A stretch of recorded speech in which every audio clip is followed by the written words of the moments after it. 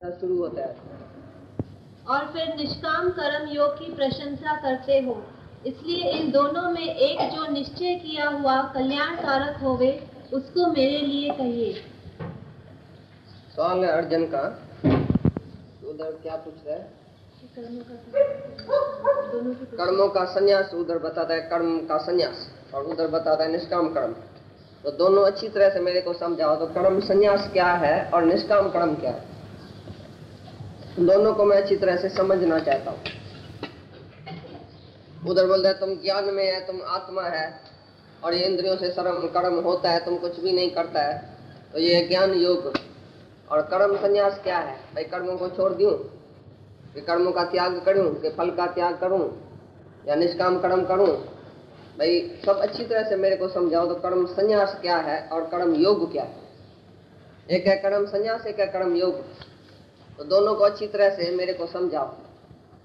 तो किस प्रकार से आप बोलते हैं भाई कर्म संन्यास है, या क्या बोलते हैं कि कर्म त्याग है, ये या निष्काम कर्म है? निष्काम कर्म किसको बोलते हैं, कर्म संन्यास किसको बोलते हैं? ये सब अच्छी तरह से मेरे को समझाओ, ये सवाल है।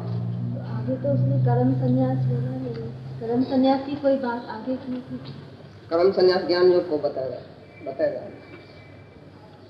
इस प्रकार अर्जुन के पूछने पर श्री कृष्ण महाराज बोले, हे अर्जुन, कर्मों का संन्यास और निष्काम कर्म योग यह दोनों ही परम कल्याण के करने वाले हैं, परंतु उन दोनों में भी कर्मों के संन्यास से निष्काम कर्म योग साधन में सुगम होने से श्रेष्ठ है।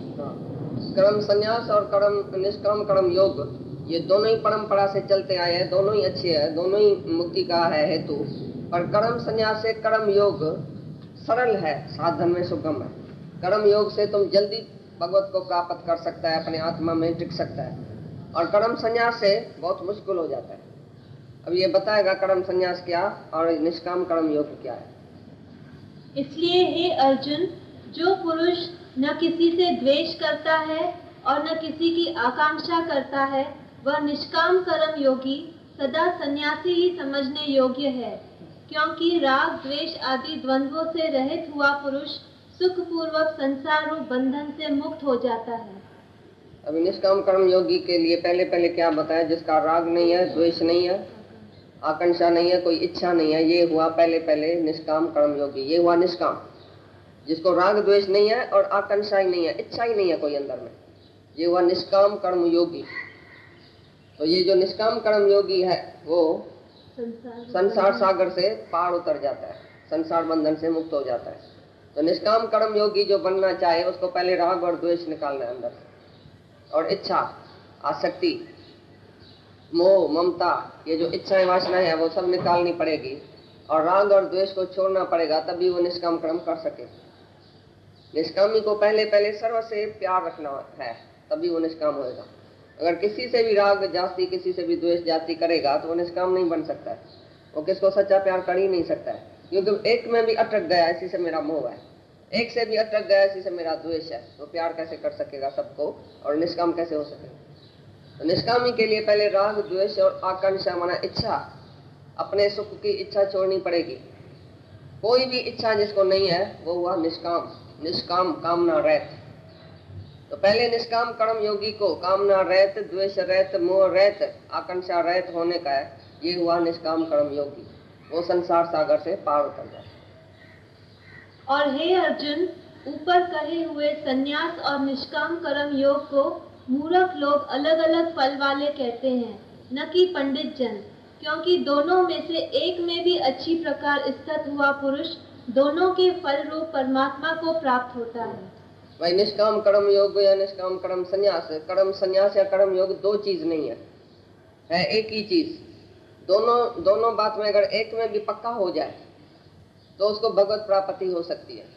निष्काम कर्म करेगा तो भी भगवान मिलेगा, कर्म संन्यासी होएगा, मना अहंकार नहीं करेगा कर्मों का, तो भी वो जो है वो बंधन से मुक्त हो जाएगा।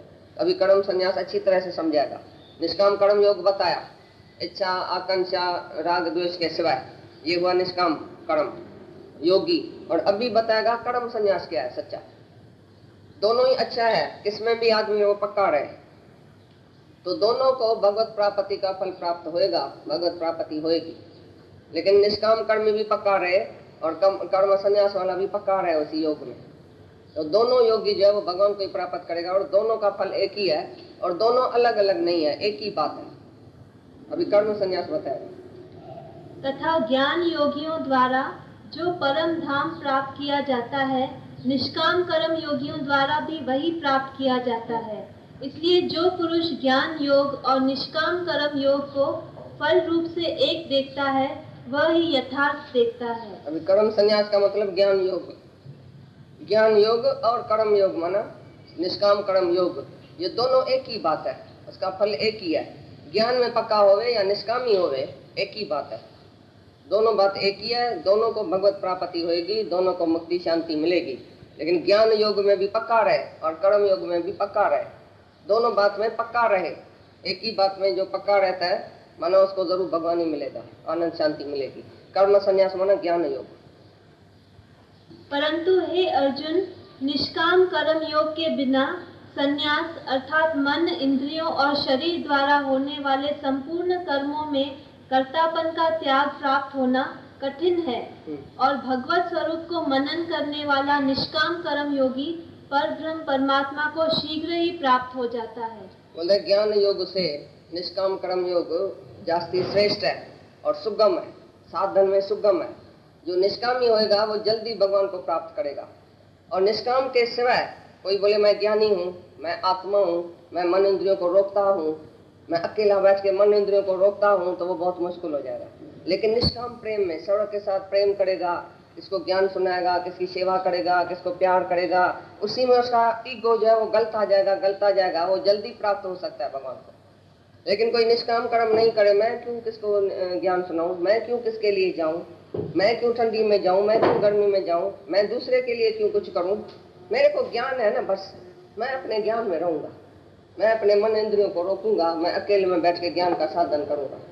तो ये हुआ ज्ञान योग। निष्काम के स्वयं ज्ञान योग माना ये जो कर्म संन्यास बताया, भाई मन और इंद्रियों को मैं रोकता हूँ, ज्ञान योग से ये कठिन हो जाएगा। कर्तापने का अभिमान छोड़ना, इच्छा वासना छोड़ना, मन इंद्रियों को रोकना निष्काम कर्म के स्वयं बहुत कठिन हो जाएगा। इसके लिए निष्काम कर्म बहुत साधन में सुगम है। जैसे जैसे तुम निष्कामी बनेगा, सर्व को प्यार करेगा, राग द्वेष नहीं रखेगा, सर्व के लिए प्रेम रखेगा, आकांक्षा इच्छा नहीं रखेगा, तो उसी में सहज ही ज्ञान तुमको पक्का हो जाएगा।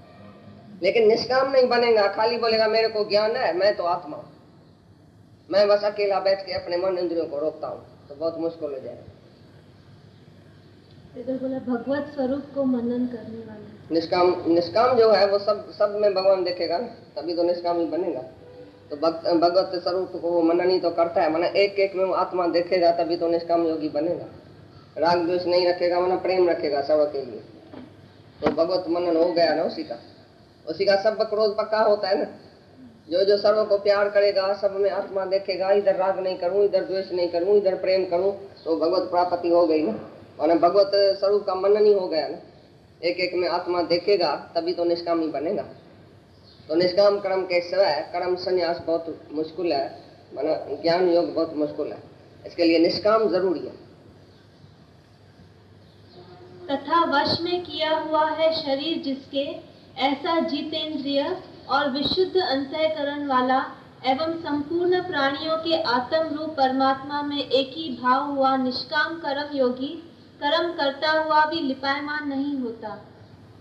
वश में भाई जिसने अपनी मन इंद्रियों को वश में किया, जितेंद्रिय है और सर्व में आत्म भाव रखता है, सबके सेवा में लगा पड़ा है, विशुद्ध बुद्धि वाला माना पौत्र बुद्धि वाला है, वो निष्काम कर्म योगी एक ही भाव हुआ, एक ही भाव से भगवान को प्राप्त होता है, माना उसका एक ही भाव है भगवान से। कर्म करता हुआ भी लिपायमान नहीं होता है।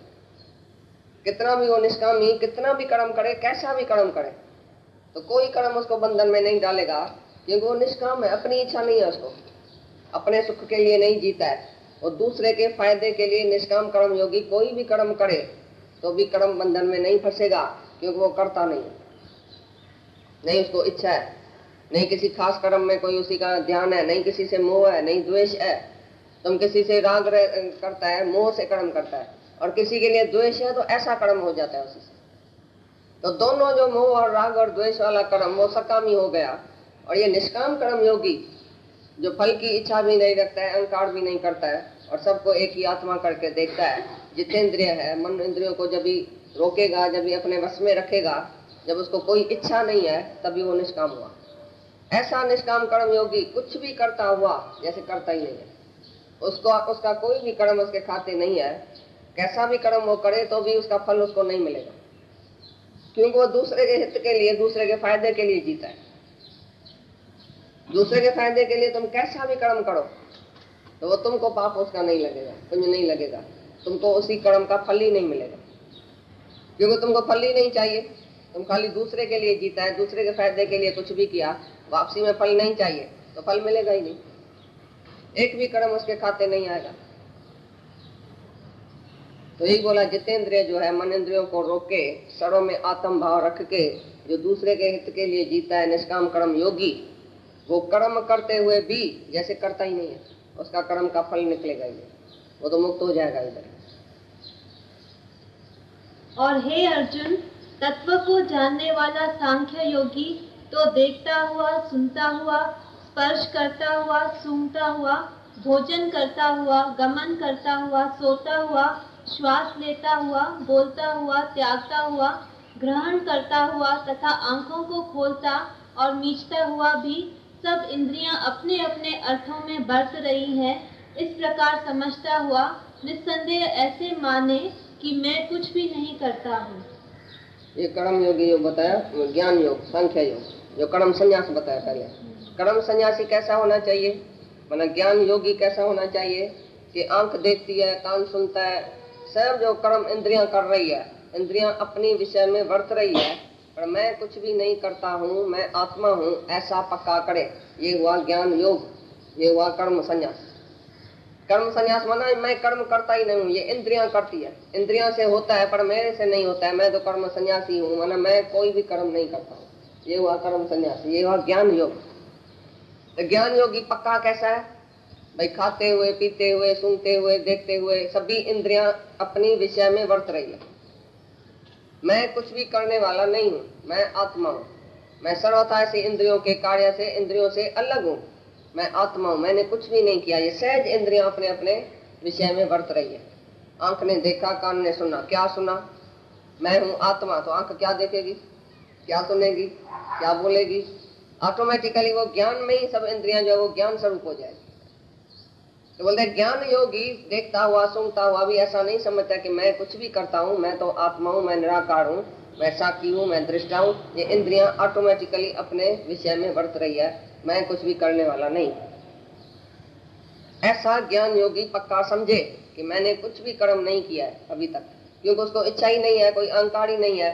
ज्ञान योग माना अहंकार नहीं होवे, उसको कर्म करने का अहंकार नहीं होवे, कर्ता भाव नहीं होवे, ये हुआ ज्ञान योगी।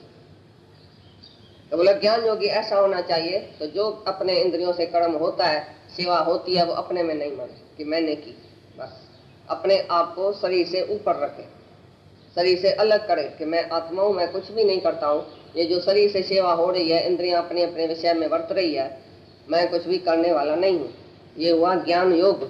ज्ञान योगी को ऐसा पक्का करना चाहिए अपने अंदर।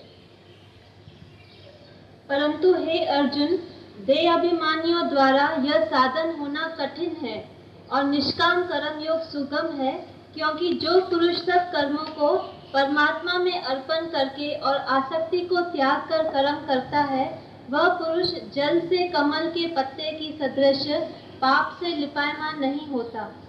बोलते देह अध्यासी से ये जो है ज्ञान योग, जो सांख्य योग बताया भाई, करते हुए नहीं करता हूँ, सूंघते हुए नहीं सूंघता हूँ, छूते हुए नहीं छूता हूँ, आँख से देखते हुए नहीं देखता हूँ, देह अध्यासी के लिए बहुत मुश्किल है, क्योंकि है देह में। और बोले ये तो इंद्रियों का धर्म है ना, इंद्रियों ने किया ना, ऐसा तो आंख ने तो जरूर देखा ना, कान ने तो सुना ना, मैंने थोड़ी सुना, मैंने थोड़ी देखा, मैंने थोड़ी ऐसा किया। तो ये ठग लोग जो है वो है देह अध्यासी कोई, और बाहर से बोलता है तो मैं ज्ञानी हूँ, मैंने कुछ किया तो क्या हुआ, मेरे को थोड़ी लगा। जैसे उसकी नहीं बात सुनी है, कोई एक आदमी ने ढगा मार दिया, बोला मैंने थोड़ी मारा, ये तो इंद्र देवता था ना, उसी ने मारा, हाथों ने मारा ना, मैंने थोड़ी मारा। तो ये बात सुना हुआ था भाई, देखते हुए, मारते हुए, खाते हुए, पीते हुए, मैं नहीं खाता हूँ, मैं भाई ज्ञानी हूँ। तो उसको तो उसने परीक्षा लिया कि सब बात में बोलता है मैंने किया, बाकी ढगे मारने के लिए बोलता है मैंने नहीं किया, तो उसको पकड़ा गया। तो बोलते हैं देह ध्यासी के लिए, देह अभिमानी के लिए, जब तक देह अभिमान नहीं गया है, आत्मा में नहीं टिका हुआ है कोई पक्का, तो उसके लिए ये साधन मुश्किल है। लेकिन कर्म योग सरल है, वरना निष्काम होना सरल है। निष्काम होते होते अपनी आसक्ति निकालेगा तो जल में जैसे कमल का फूल रहता है ना, ऐसे पापों से न्यारा हो जाएगा। ऐसा पाप उसको लगेगा ही नहीं निष्कामी को, क्योंकि वो आसक्ति रहित, फल की इच्छा रहित, सबके हित के लिए कर्म करेगा, तो उसमें उसको पाप पुण्य नहीं लगेगा। लेकिन देह ध्यासी होवे और बोले मैंने किया तो क्या हुआ, मैंने थोड़ी किया, इंद्रियों ने किया, मैंने थोड़ी खाया, जीभ ने खाया, मैंने थोड़ी देखा, आंख ने देखा। अरे देखा तो सही, क्या देखा? तुम्हारे अंदर है इच्छा देखने की, अंदर है इच्छा खाने की, अंदर है इच्छा सुनने की। जो जो विषय में है तुम जो है वो विषय में बरत रहा है, माने तुमको आत्मा पक्की नहीं है, तुम देह में है, देह में इच्छा होती है, तुम करता हो के कुछ भी करता है तो तुम कैसे बोलता है तो मैंने नहीं किया। बोला देह अभिमानी के लिए ये जो ज्ञान योग है बहुत मुश्किल है, लेकिन कर्म योग जो वो सहज है, सरल है।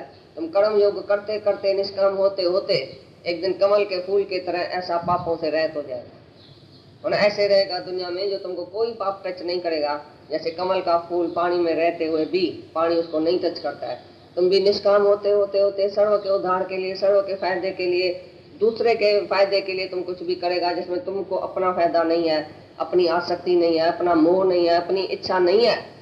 ऐसा कर्म योगी कमल के फूल के तरह दुनिया में रहते हुए भी पाप से वो ऊपर उठ जाएगा, उसको पाप नहीं लगेगा। बड़ा निष्काम जरूरी है, तभी ज्ञान पक्का होगा।